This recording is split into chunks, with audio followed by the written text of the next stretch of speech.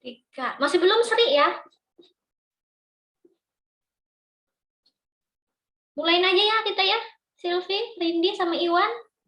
Ini sudah ada 17 orang. Tadi yang izin di grup ada 2 ya. Siapa namanya? Dea Amelia sama siapa lagi? Yudi, Bu, Yudi. Yudi.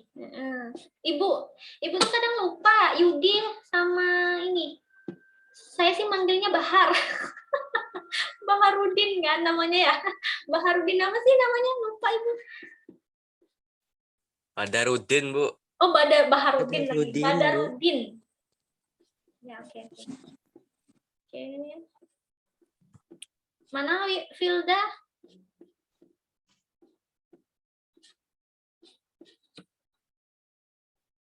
Rahma, Filda. Oh, itu Rahma tadi sakit. Bilangnya nggak bisa on cam.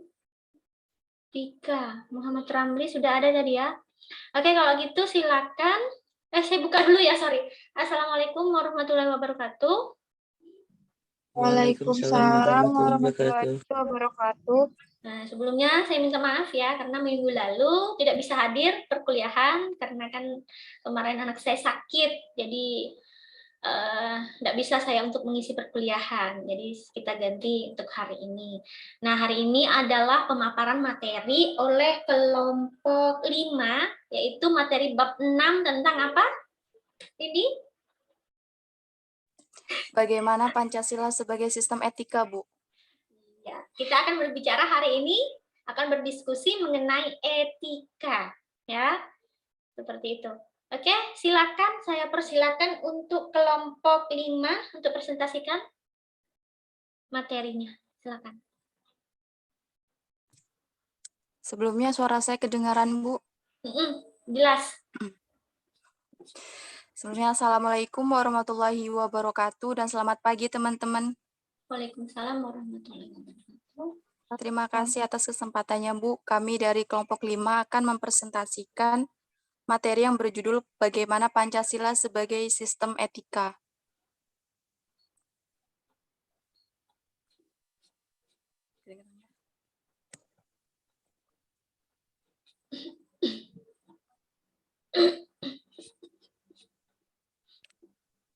Udah masuk.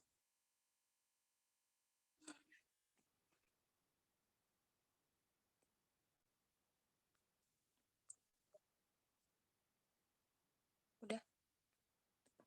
Yang akan dijelaskan oleh Saudara Iwan.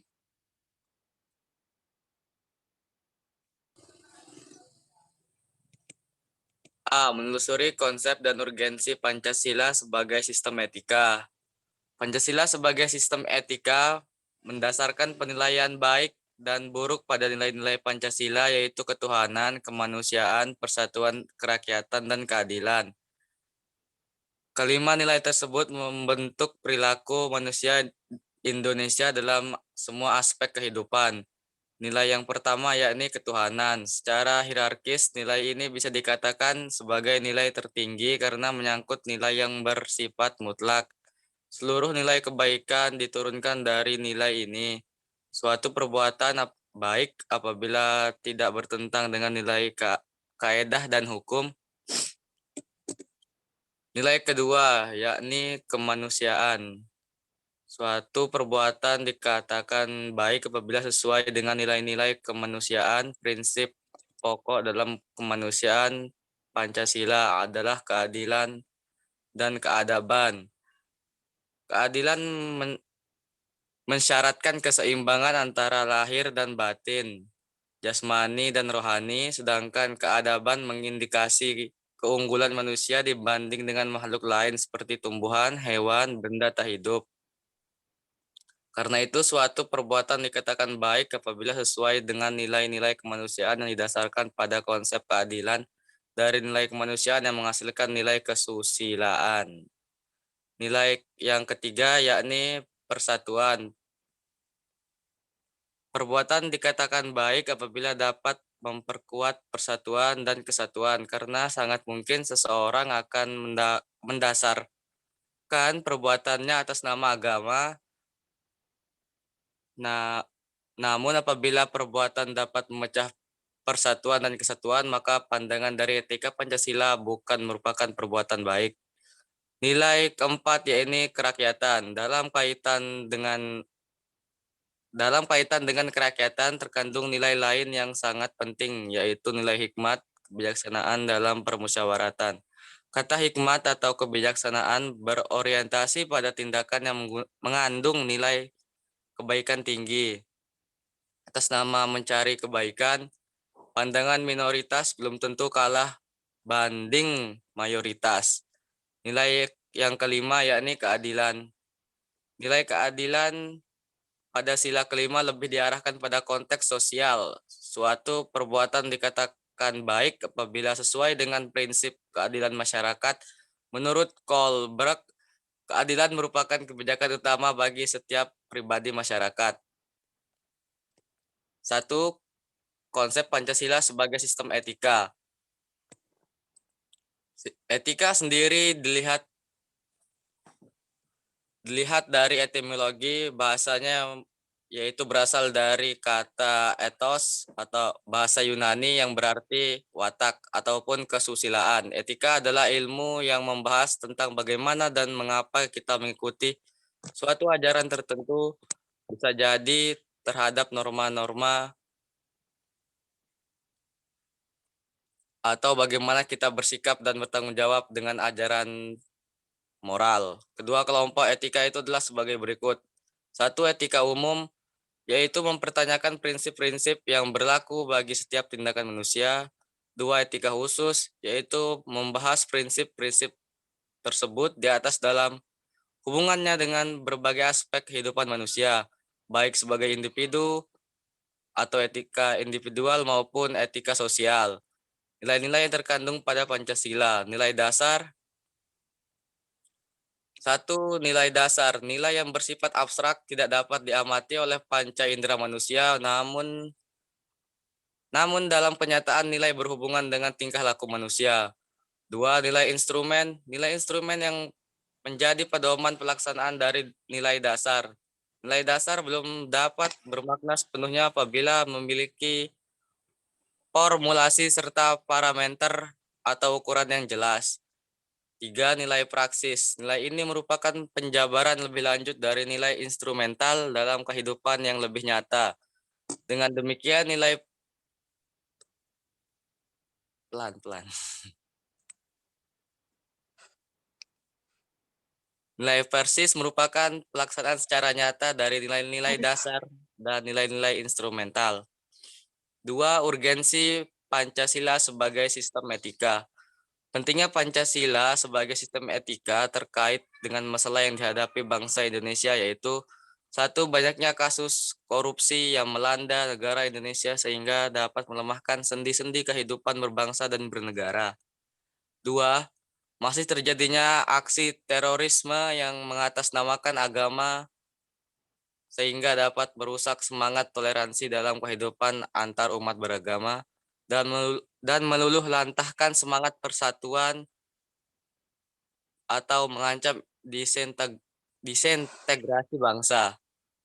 3. Masih terjadinya pelanggaran HAM dalam kehidupan bernegara seperti kasus penyerbuan lembaga permasyarakatan Cebongan, Yogyakarta pada 2013 yang lalu.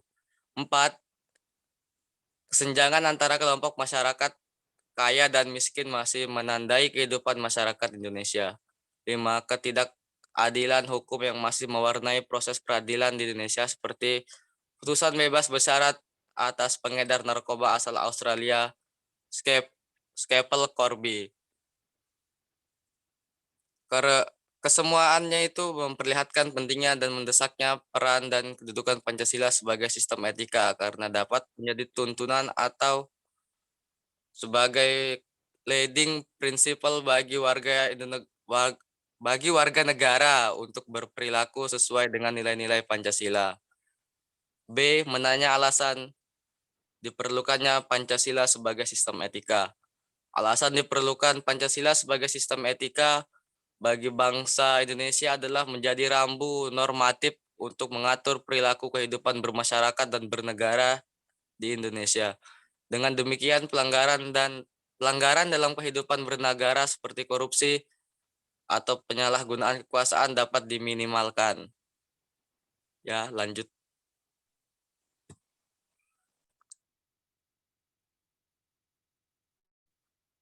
Selanjutnya akan dijelaskan oleh Nurindiani. Oh, ada. Selanjutnya akan dijelaskan oleh Sinta. Yang C mengenai yang C mengenai historis, sosiologis, Oh, politik, kenapa Sinta? Kok malah ngakak? sebagai sistem etika. Sumber historis. Pada zaman Orde Lama, Pancasila belum ditegakkan sebagai etika, hanya atas pandangan moral. Pada era reformasi, Pancasila sebagai etika sudah ada, tetapi kembali tenggelam karena adanya abuse of power, baik lembaga legislatif, eksekutif, atau yudikatif. Hal inilah yang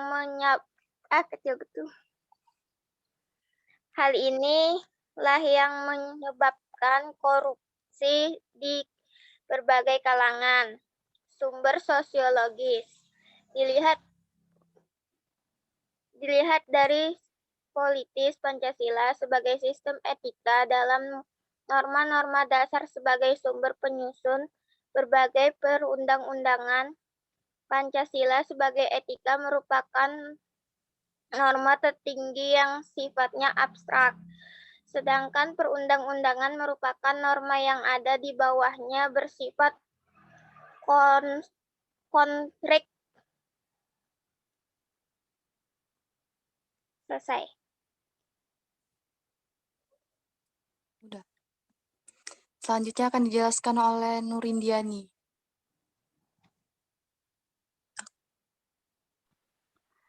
D. Membangun argumen tentang dinamika dan tantangan Pancasila sebagai sistem etika. Yang pertama, argumen tentang dinamika Pancasila sebagai sistem etika. Beberapa argumen tentang dinamika Pancasila sebagai sistem etika dalam penyelenggaraan di Indonesia dapat diuraikan sebagai berikut. 1. Pada zaman Orde Lama, pemilu diselenggarakan dengan semangat demokrasi yang diikuti banyak partai politik, tetapi dimenangkan 4 partai politik, yaitu Partai Nasional Indonesia atau PNI, Partai Muslimin Indonesia atau Parmusi, Partai Nahdlatul Ulama atau PNU, dan Partai Komunis Indonesia atau PKI. Tidak dapat dikatakan bahwa pemerintahan di zaman Orde Lama mengikuti sistem etika Pancasila. Bahkan ada tudingan dari pihak Orde Baru bahwa pemilu pada zaman lama dianggap terlalu liberal, yaitu cenderung otoriter. Yang kedua, pada zaman Orde Baru muncul konsep cerminan manusia yang berperilaku dan berakhlak mulia sesuai dengan nilai-nilai Pancasila. Pandangan Orde Baru yaitu manusia sebagai makhluk ciptaan Tuhan yang Maha Esa bersifat monodualis, yaitu makhluk rohani, jasmani, dan sosial. Manusia Indonesia yaitu monopluralis yang kedudukan kodrat sebagai makhluk sosial dan individual yang saling melengkapi satu sama lain dan merupakan satu kesatuan yang bulat. Yang ketiga, sistematika Pancasila pada era reformasi tenggelam dalam euforia demokrasi. Namun seiring berjalannya waktu, demokrasi dilandasi sistem etika politik yang menjerumus pada penyalahgunaan kekuasaan dengan menghalalkan segala cara untuk mencapai tujuan. Selanjutnya, argumen tentang tantangan Pancasila sebagai sistem etika. Tantangan terhadap sistem etika Pancasila sebagai berikut. Yang pertama, pada sistem etika Pancasila zaman Orde Lama yaitu sikap otoriter sebagaimana yang tercermin dalam penyelenggaraan negara yang menerapkan sistem demokrasi terpimpin. Hal tersebut tidak sesuai dengan sistem etika Pancasila yang telah menonjolkan semangat musyawarah untuk mufakat. Yang kedua, pada sistem etika Pancasila zaman Orde Baru yaitu NKK atau nepotisme, kolusi, dan korupsi, yaitu merugikan penyelenggaraan negara karena hanya menguntungkan segelintir orang atau kelompok tertentu. Yang ketiga, pada sistem etika Pancasila, era reformasi berupa euforia kebebasan berpolitik sehingga mengabaikan norma-norma moral, contohnya munculnya anarkisme. Selanjutnya E.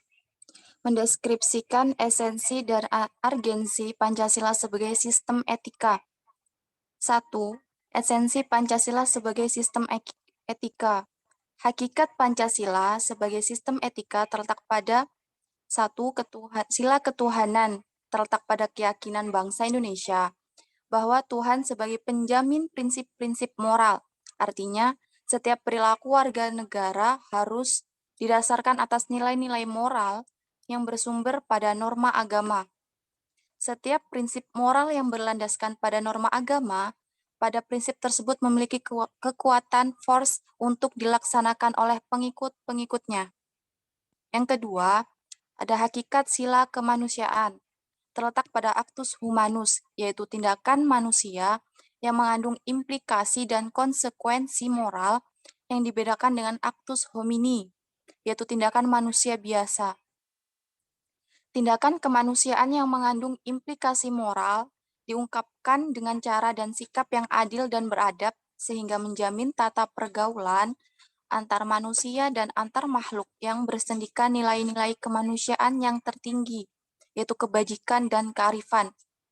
Yang ketiga, hakikat sila persatuan, terletak pada kesediaan untuk hidup bersama sebagai warga bangsa yang mementingkan masalah bangsa di atas kepentingan individu atau kelompok. Sistem etika yang berlandaskan pada semangat kebersamaan atau solidaritas sosial akan melahirkan kekuatan untuk menghadapi penetrasi nilai yang bersifat memecah belah bangsa. Yang keempat, hakikat sila kerakyatan, terletak pada prinsip musyawarah untuk mufakat, artinya menghargai diri sendiri sama halnya dengan menghargai orang lain. Yang kelima, hakikat sila keadilan sosial bagi seluruh rakyat Indonesia, merupakan perwujudan dari sistem etika yang tidak menekankan pada kewajiban semata atau deontologis, atau menekankan pada tujuan belaka, teleologis, tetapi lebih menonjolkan keutamaan virtue exis, yaitu terkandung dalam nilai keadilan itu sendiri. Urgensi Pancasila sebagai sistem etika. Yang pertama, meletakkan sila-sila Pancasila sebagai sistem etika, berarti menempatkan Pancasila sebagai sumber moral dan inspirasi bagi penentu sikap, tindakan, dan keputusan yang diambil sebagai setiap warga negara. Yang kedua, Pancasila sebagai sistem etika memberi guidance bagi setiap warga negara sehingga memiliki orientasi yang jelas dalam tata pergaulan baik lokal, nasional, regional, maupun internasional. Yang ketiga, Pancasila sebagai sistem etika dapat menjadi dasar analisis bagi berbagai kebijakan yang dibuat oleh penyelenggara negara, sehingga tidak keluar dari semangat negara kebangsaan yang berjiwa Pancasila. Yang terakhir, Pancasila sebagai sistem etika dapat menjadi filter untuk menyaring pluralitas nilai yang berkembang dalam kehidupan masyarakat sebagai dampak globalisasi yang memengaruhi pemikiran warga negara. Sekian presentasi dari kelompok kami. Bila ada yang ingin ditanyakan, kami persilahkan.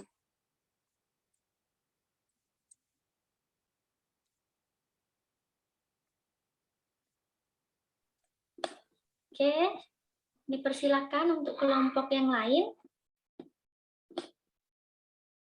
Nah, sudah ada di kolom chat ya, pertanyaan dari Asmaria. Kelompok lain juga silakan. Ini dari kelompok 1 sudah ada.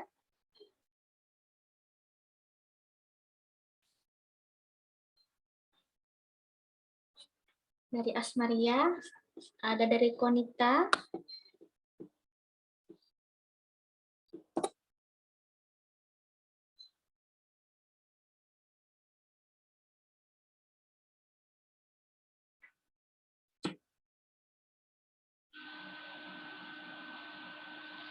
Jadi pada intinya materi kita hari ini tentang etika, atau bisa dikatakan sama dengan apa itu? Kalau berbicara tentang etika berarti berbicara tentang apa? Perilaku atau tingkah laku, Bu. Tingkah laku, tentang moral. Moral. Iya, seperti itu ya, tentang moral. Nah, di sini di dalam etika itu dia memuat nilai. Nah, tentang suatu nilai. Nilai itu bisa baik, bisa buruk. Nah, ya. Pernah dengar enggak ada kata etika, etiket, ada kode etik? Nah, etika sama etiket itu berbeda. Pernah enggak dengar kata etiket? Belum pernah. Ya. Jadi ada etika, ada etiket ya. Nah, jadi kalau etika itu tentang nilai tadi baik buruk, nah, tingkah laku seseorang itu bisa dilihat ya. Nah, dia tidak mengenal tempat seperti itu kalau berbicara tentang etika.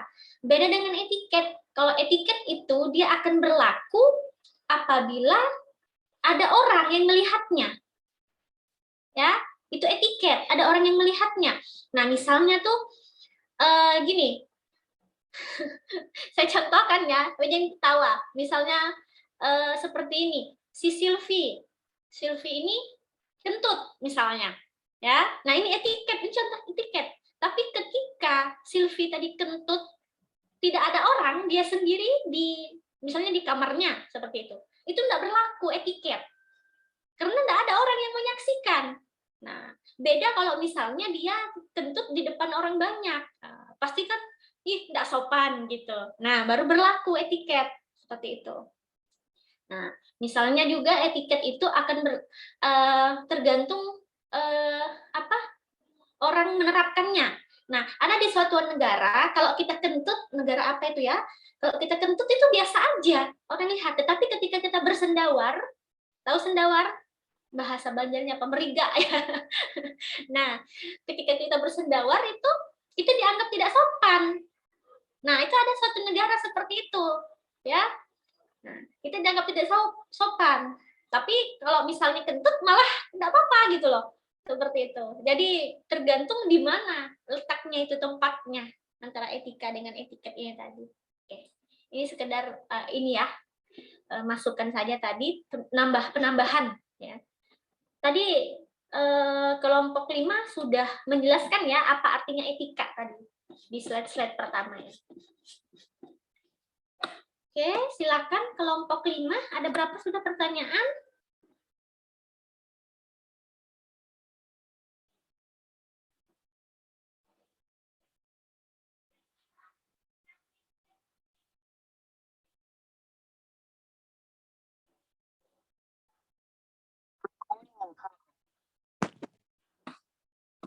Ada 2 ya. Sepertinya ini bukan hierarkis tapi hierarkis ya.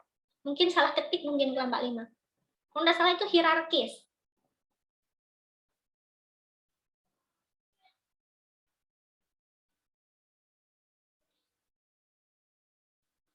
Ini baru kelompok 1 sama kelompok 4 yang bertanya.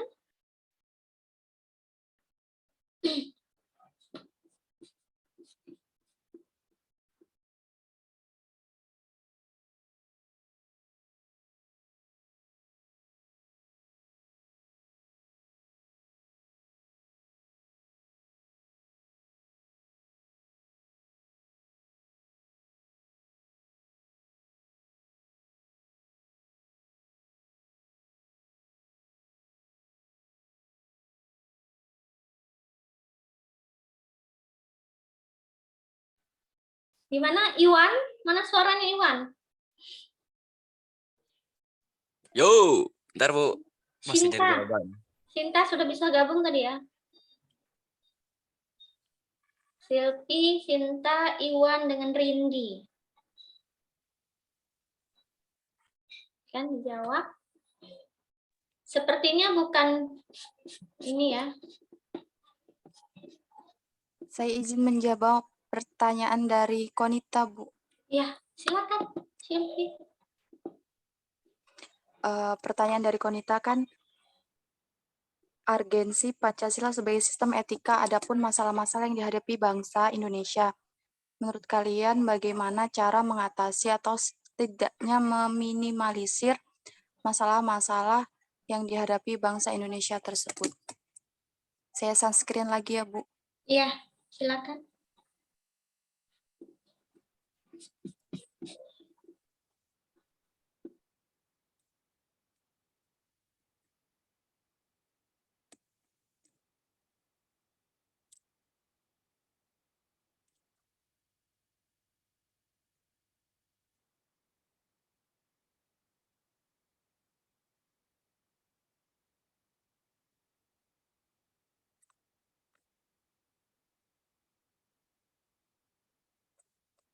Pertanyaan Konita ini yang urgensi Pancasila sebagai sistem etika kan?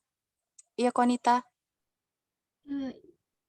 Iya, ada tadi yang itu masalah-masalah bangsa Indonesia yang kayak banyaknya kasus korupsi kayak gitu. Masih Suaranya boleh banyaknya. lebih keras. Ya, tadi dijelaskan itu masalah-masalah apa namanya? Nomor 2, masalah-masalah yang dihadapi bangsa Indonesia kayak banyak kasus masih adanya terorisme gitu, pelanggaran HAM. Itu kan masalah-masalah yang dihadapin. Nah, aku menurutmu bagaimana Ini ya, masalah itu? Ya.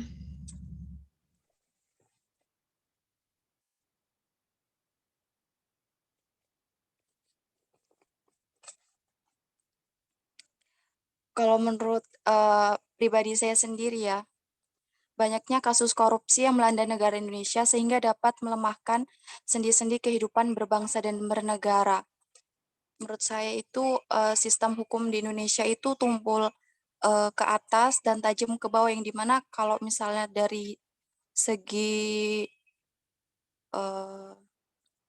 habis dia korupsi itu, terus akibatnya itu dia dipenjara tetapi tidak lama gitu, jadinya dia tumpul ke atas tetapi tajam ke bawah. Kan banyak-banyak tuh contoh-contohnya kasus hukum di Indonesia. Menurut saya itu hukum di Indonesia kurang gitu, greget, yang dimana itu kita dapat contoh kayak hukum yang ada di Korea Utara, yang dimana orang yang korupsi itu 7 turunan ke bawahnya itu akan dibunuh. Betul begitu, Bu?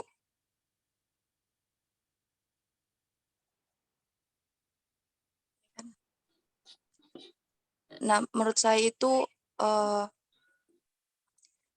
sistemnya itu kurang menguntungkan. Yang dimana kalau misalnya korupsi, terus jaminannya penjara itu cuma setahun, 2 tahun, 5 tahun, terus fasilitasnya lengkap, itu pasti banyak lagi yang akan mengulangnya gitu. Terus kurangnya sistem keamanan. Jadi ya termasuk kesadaran diri manusia itu. Jadi banyaknya kasus-kasus korupsi di Indonesia. Dan yang Ya, silakan ya, lanjut. ya Bu, Ya, lanjut lagi, Sylvie. Selesaikan. ya mungkin nanti boleh ditambahkan yang lainnya atau Ibu sendiri. Oke, ini saya mau konfirmasi lagi dari pertanyaan inti dari pertanyaan Konita. Nah, jangan di stop dulu share-nya ya, share screen-nya. Ini kan di sini dijelaskan urgensi Pancasila sebagai sistem etika. Kenapa pentingnya Pancasila sebagai sistem etika? Terkait dengan masalahnya masalah yang dihadapi bangsa Indonesia, yaitu banyaknya seperti tadi salah satunya adalah banyaknya kasus korupsi. Mungkin Konita ini bertanya, kenapa intinya itu kenapa sih orang melakukan korupsi gitu ya, Konita ya? Iya, Bu. Iya, Bu. Nah, terus apa? Masih terjadinya aksi terorisme. Nah, jadi gini, Pancasila tadi kan dijadikan sebagai sistem etika karena apa? Karena banyak sekali permasalahan-permasalahan ini tadi, permasalahan-permasalahan seperti korupsi, terus apa tadi, terjadinya aksi teroris, terjadinya pelanggaran hak asasi manusia. Nah, kesemuanya itu memperlihatkan pentingnya dan mendesaknya peran dan kedudukan Pancasila sebagai sistem etika karena dapat menjadi tuntunan atau sebagai apa tuh ya? Ibu terlalu kecil. Tuntunan atau sebagai leading apa itu? Prinsipal ya bagi warga negara untuk berperilaku sesuai dengan nilai-nilai Pancasila. Jadi yang mana kita ketahui bahwasanya Pancasila itu kan adalah dasar negara kita, pedoman bagi seluruh rakyat atau masyarakat Indonesia untuk menjalani kehidupannya sehari-hari gitu ya. Nah, terus kenapa Pancasila dikatakan urgensi ada di sini dikatakan sebagai sistem etika tadi? Nah, sangat mendesak karena sangat mendesak sekali, urgen kan, kalian tahu urgen itu kan adalah sesuatu yang sangat mendesak yang harus kita lakukan. Nah, karena ada suatu hal. Nah, yang mana tadi Ibu balik lagi ke awal mengenai materi dari kelompok 5 ini bahwasanya etika tadi adalah tentang apa? Tentang apa yang Ibu bilang tadi, Sylvie? Tingkah laku, Bu. Tingkah laku, tentang moral seseorang, baik dan buruknya seseorang. Nah, contohnya nih, kalau kita lihat di segi kasus orang-orang yang telah melakukan korupsi. Nah, itu kan terlihat tuh. Kita lihat dari nilainya itu baik apa buruk? Baik apa buruk yang melakukan korupsi tadi?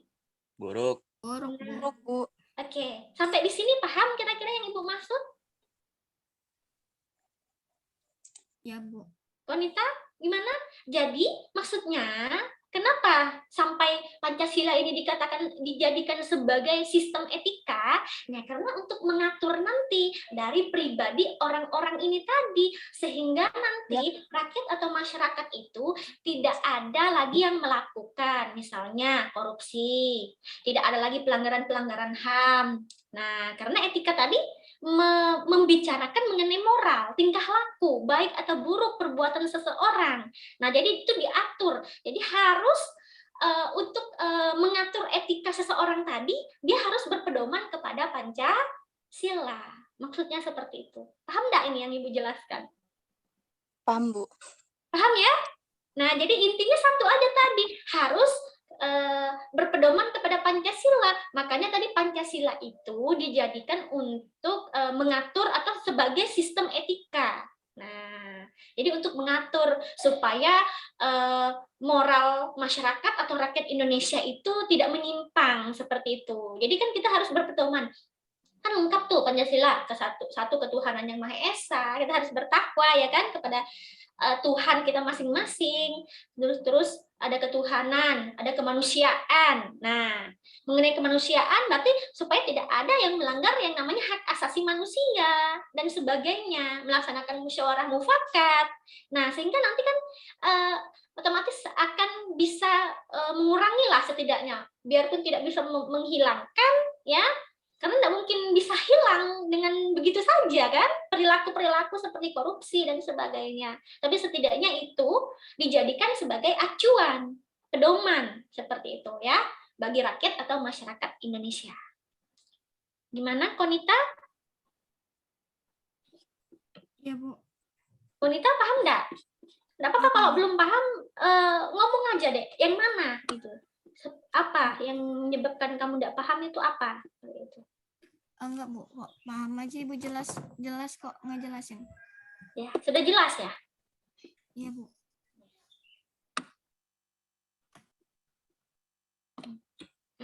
Bagaimana cara mengatasi atau setidaknya meminimalisir masalah-masalah yang dihadapi bangsa Indonesia tersebut? Yaitu tadi dengan cara ibaratnya nanti pihak aparat apa namanya yang berwenang itu melakukan penyuluhan melakukan penyuluhan terhadap rakyat masyarakat, memberikan penyuluhan maksudnya ya, memberikan penyuluhan, oh seperti ini, seperti itu ya, kita tidak boleh melakukan hal-hal seperti ini karena itu bertentangan dengan dasar negara kita atau ideologi kita dan sebagainya. Itu salah satu contoh saja. Oke. Pertanyaan kelompok berapa lagi yang ingin dijawab?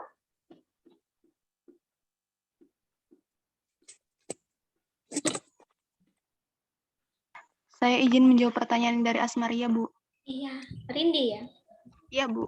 Iya, oke, Rindi. Pertanyaannya Silakan. Asmaria tadi, sebutkan contoh dari 3 nilai, yaitu nilai dasar, instrumen, sama praksis kan. Contoh dari nilai dasar itu, nilai ketuhanan yang Maha Esa, nilai kemanusiaan, nilai persatuan, nilai kerakyatan, dan nilai keadilan. Adapun dalam kehidupan nyatanya itu misalnya yang nilai ketuhanan itu percaya bahwa Tuhan itu ada. Dan terus itu yang nilai kemanusiaan itu misalnya saling menghormati satu sama lain. Nilai persatuan maksudnya. Terus contoh dari instrumen itu yaitu undang-undang. Terus contoh dari nilai praktis itu yaitu kita harus saling menghormati seluruh agama walaupun berbeda agama. Terus yang selanjutnya itu pengertian dari hierarkis dan abuse of power. Di sini yang dimaksud abuse of power itu penyalahgunaan kekuasaan atau penyimpangan dalam jabatan. Adapun pengertian dari hierarkis itu adalah susunan atau tingkatan atau jenjang jabatan dengan tingkat wewenang dari wewenang yang paling bawah. Bagaimana Asmaria? Baik, paham. Terima kasih. Jelas sekali ya, sudah terperinci ya, dijelaskan sama Rindi. Jadi hierarkis tadi sama abuse of power. Oke.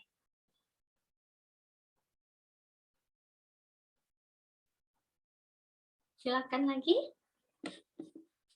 Yang belum menjawab, Iwan sama Sinta. Ini ada pertanyaan dari Filda, terus ada dari Dina.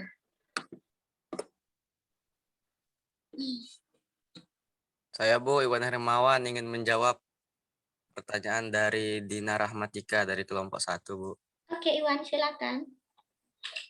Pertanyaannya dijelaskan ada 2 kelompok etika, yaitu etika umum dan etika khusus. Bisakah diberikan contoh dan dijelaskan kembali seperti apa yang termasuk dalam etika umum dan etika khusus tersebut?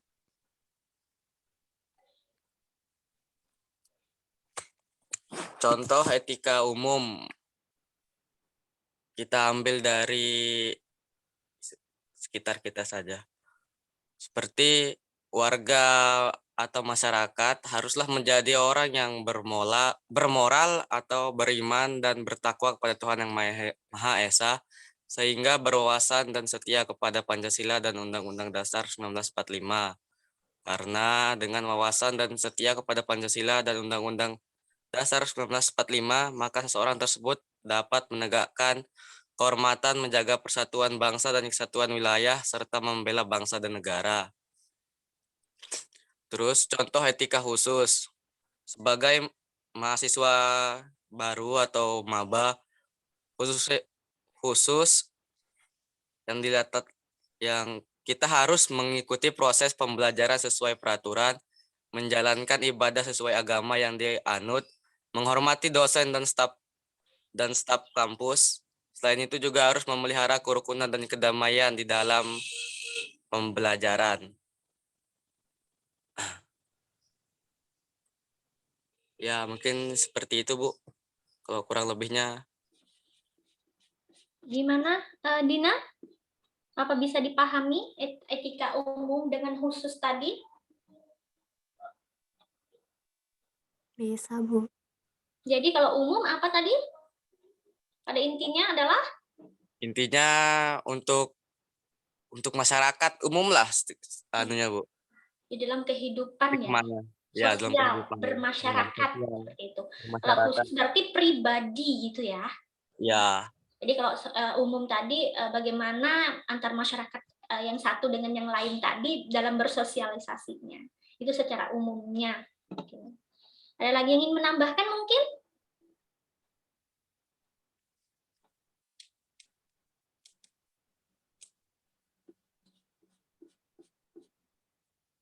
Tinggal satu lagi. Pertanyaan dari Filda. Ayo, siapa jawab nih? Yuk, lanjut.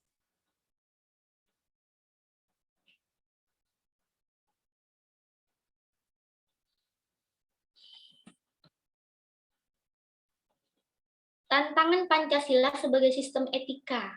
Apa saja tantangannya? Nah, banyak kok tantangannya ya. Dan menurut kalian bagaimana cara menghadapi tantangan tersebut?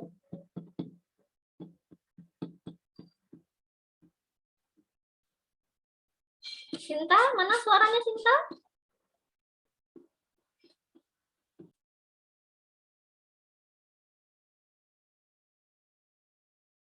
Sebentar, Bu.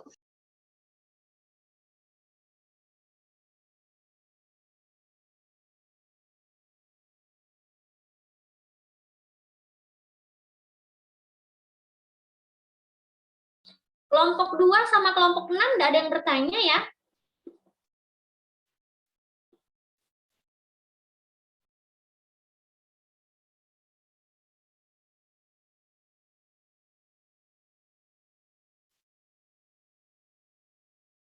Silvi, Rindi?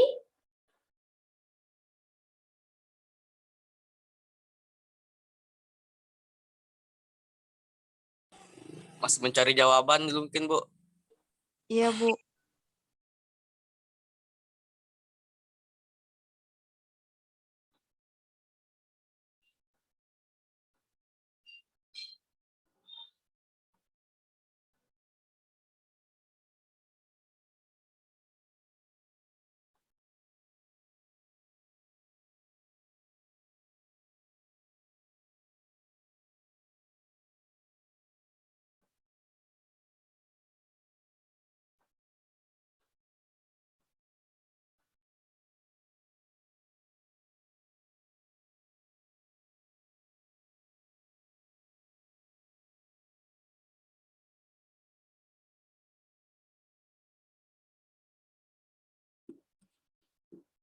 Kelompok 2, siapa kelompok 2? Sudah paham ya? Tidak ada yang bertanya kelompok 2?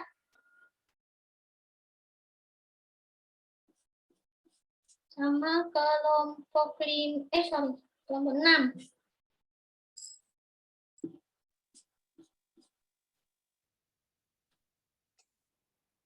Izin menjawab pertanyaan dari Filda, Bu. Ya, silakan Silvi. Pertanyaannya kan, sebagai negara yang beretika, menurut kalian tantangan Pancasila sebagai sistem etika negara kita apa? Dan menurut kalian, bagaimana cara menghadapi tantangan tersebut? Menurut saya tantangan bangsa Indonesia sendiri yang sekarang pada zaman modern ini, pada era ini yaitu yang pertama, sikap manusia yang individualis, Bu. Kurangnya nasionalisme dan patriotisme.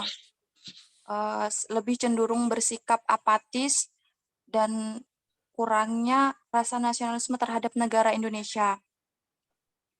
Cara menghadapinya yaitu ada dua, yang pertama dari internal maupun dari eksternal, Bu.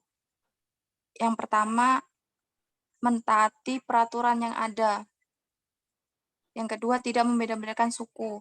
Karena kan di Indonesia banyak sekali suku yang ada. Jadinya kita tidak boleh membedakan suku antara satu sama yang lain. Tidak mungkin misalnya teman satu dengan teman yang lain tuh kita mempunyai suku yang sama, Bu. Dan yang ketiga itu ikut membantu bila misalnya ada teman atau saudara jauh yang terkena musibah, kita ikut membantu. Misalnya kayak yang terjadi kemarin di Lampung, kita misalnya membantu dari situ, misalnya galang dana atau menyebar pamflet dan lain-lain. Kalau dari eksternalnya itu mencintai produk dalam negeri. Karena kan kita pada era globalisasi ini banyak sekali muncul-muncul produk-produk yang dari luar negeri dan lebih bagus. Tapi alangkah baiknya kita sebagai warga Indonesia sendiri itu mencintai produk-produk buatan yang ada dalam negeri, yang dibuat oleh masyarakat kita sendiri. Mungkin itu dari saya, mungkin ada yang mau ditambahkan.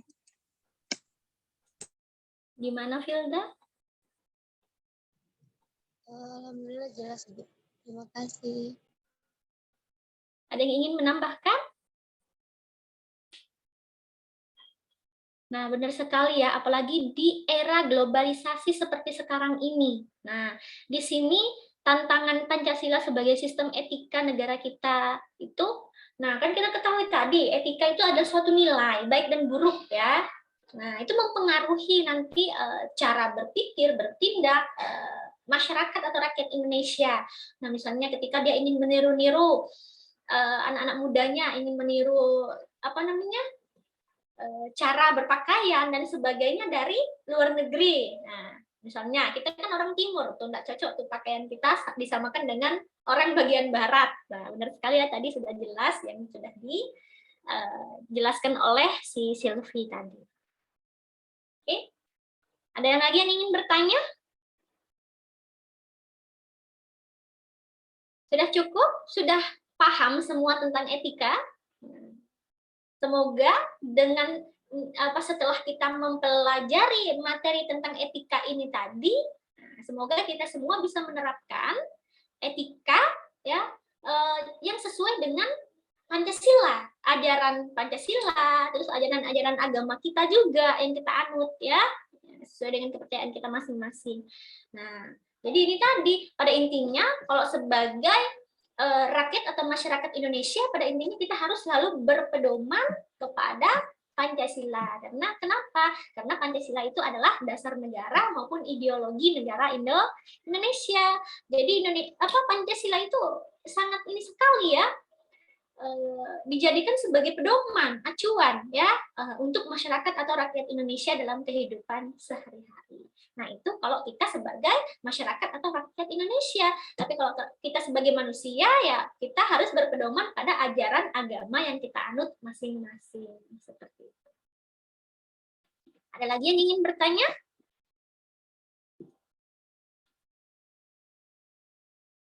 Nggak ada?